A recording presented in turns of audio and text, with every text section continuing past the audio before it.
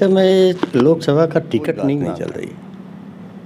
उनका कहना है कि आप चुनाव लड़िए। उनका विजन बहुत बड़ा विजन। कोई एक आधा एग्जाम्पल है? नहीं, एग्जाम्पल अब हम तो मान लिया जाए क्या कि जो अगर वो संत हैं तो राजनीति के जो खेल है, राजनीति की जो समझ है वो कम है बतौर दोस्तों। मैं रिपोर्टर राहुल आंधी आपके साथ वर्तमान समय मौजूद हैं बिनकी के पूर्व विधायक करण सिंह पटेल। करण सिंह पटेल जी बिनकी से विधायक रहे, इसके साथ साथ आप 49 लोकसभा, ये वह लोकसभा है जिस लोकसभा से प्रधानमंत्री भी देश के चुने गए हैं वीपी सिंह, और यह सीट हर बार दिलचस्प रहती है।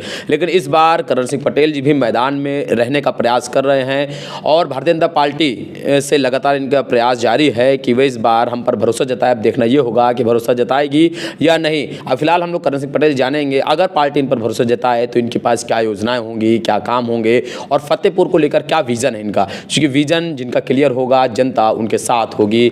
ऐसे मैं लोकसभा का टिकट नहीं मांग रहा हूँ, मैं भाजपा को जिताने का प्रयास कर रहा हूँ। पार्टी का क्या निर्णय होगा, हमें लड़ाती है किसी और को लड़ाती है, निर्णय पार्टी का है। मैं तो भाजपा को जिताने के लिए पूरा प्रयास कर रहा हूँ। नहीं, कयास लगा रहे हैं लगातार। 49 आपका जहाँ वाल पेंडिंग है वहाँ पर 49 लोकसभा लिखा रहा है, तो लगातार जनता के बीच में एक चर्चा है कि आप मांग रहे हैं, तो आप मांग रहे हैं कि नहीं? जनता पार्टी से आपकी कुछ अंदर खाने से बात चल रही है या नहीं? नहीं, कोई बात नहीं चल रही। मेरा जो है, जो मैं बताया कि मैं बीजेपी के प्रगति के लिए, बीजेपी को जिताने के लिए 49 लोकसभा फतेहपुर क्षेत्र को बीजेपी में बनाने के लिए मैं प्रयासरत हूँ। मेरी होल्डिंग भी मेरे कार्यकर्ताओं ने लगाया, वॉल राइटिंग मेरे कार्यकर्ता लगाए। मैं कोई भी न तो वॉल राइटिंग अपने पैसे से लगाया, न एक भी पैसे का मेरी तरफ से होल्डिंग लगाई गई। ये जितने भी हैं सब मेरे समर्थक हैं, मेरे चाहने वाले हैं। तो समर्थकों का क्या कहना है फिर? उनका कहना है कि आप चुनाव लड़िए। मैंने कहा मैं कैसे चुनाव लड़ूंगा, पार्टी लड़ाएगी, मैं लड़ूंगा। अगर आप पे पार्टी भरोसा जताए तो आपका फतेहपुर को लेकर क्या विजन क्या है आपका? फतेहपुर का विजन बहुत बड़ा विजन है मेरे लिए। फतेहपुर कानपुर और प्रयागराज महानगरों के बीच में है जी, और यहाँ के जितने शिक्षार्थी हैं सब प्रयागराज और कानपुर पढ़ने जाते हैं। यहाँ पर शिक्षा की दृष्टि से बेहतर विद्यालय हूँ। मेडिकल कॉलेज यहाँ पर हो ही गया है। पूरे प्रदेश के हर ज़िले में हमारी सरकार मेडिकल कॉलेज बनवा दिया है।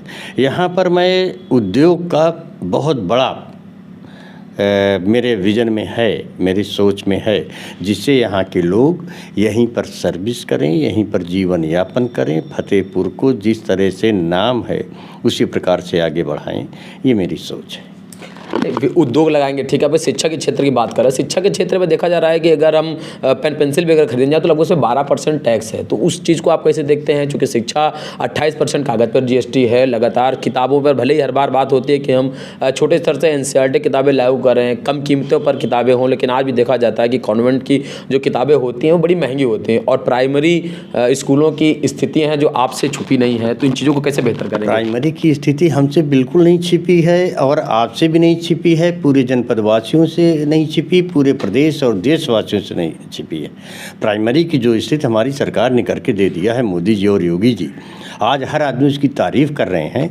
आज हर गार्जियन अपने बच्चे को प्राइमरी पाठशाला में पढ़ाना चाहता है और हम लोगों का, आपकी भी इच्छा होती होगी, हर व्यक्ति की इच्छा होती होगी कि आज ज़रा इस प्राइमरी पाठशाला को चल के देख तो लें। खड़े होकर बाहर से ही देखने का मन किया करता है। आपको लगता है कि पूरे जनपद में जितने भी प्राइमरी स्कूल हैं कक्षा 1 से लगा के 8 तक के, किसी भी अफसर का बेटा, किसी भी नेता का बेटा वहाँ पढ़ने जाता होगा? जाते हैं।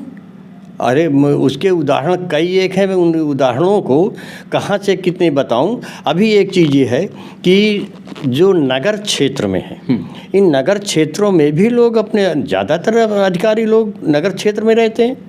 ये नगर क्षेत्र में रहते हैं बच्चे, हाँ, उनके बच्चे स्कूल जाने लगे हैं। अभी जिन लोगों में ज्ञान नहीं है कि हमारा प्राइमरी पाठशाला इतना बेहतर है, वहाँ के शिक्षक कितने बेहतर हैं, वो भले अभी कहीं पर पढ़ा रहे हो कॉन्वेंट स्कूल में, अन्यथा कॉन्वेंट स्कूल के जितने अध्यापक हैं वो हमारे प्राइमरी के अध्यापकों के बराबर के क्वालिफिकेशन वाले। मैं अध्यापकों की क्वालिटी पर सवाल नहीं उठा रहा हूँ, मैं ये पूछ रहा हूँ कि क्या प्राइमरी स्कूल जो हैं खुले हुए हैं, इन पर नेताओं के बच्चे हों या फिर जो भी संपन्न है, किसी ऐसा बच्चे हैं या जो अफसरों के बच्चे हैं, जो लोग यहाँ पोस्टिंग में, उनके बच्चे जाते हैं? ज़्यादातर तो सब प्राइवेट स्कूलों का ही चेहरा देखते हैं। ज़्यादातर, लेकिन जाना चालू कर दिए हैं।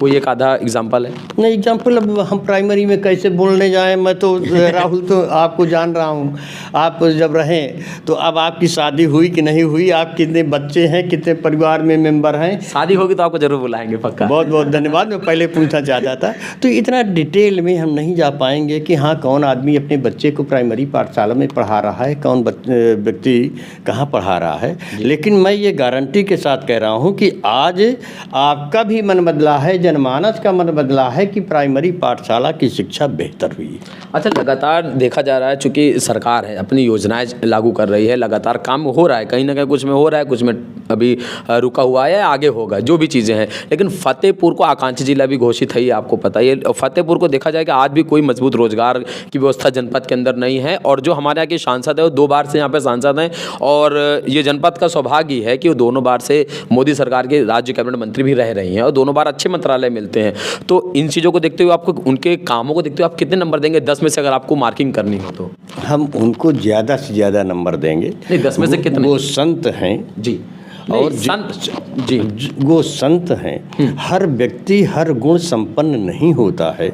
जितना आध्यात्म के क्षेत्र में और हिंदुत्व के क्षेत्र में उन्होंने काम किया है, सरकार के पद चिन्हों में चल के वो काफ़ी काम की हैं। यहाँ पर भी उनके द्वारा बहुत कार्य हुए हैं और निरंतर वो कार्य में लगी हुई हैं। इसमें कोई दो राय नहीं है कि काम में कोई कमी आई हो। नहीं, तो मान लिया जाए क्या कि जो अगर वो संत हैं तो राजनीति के जो खेल है, राजनीति की जो समझ है वो कम है बतौर संत?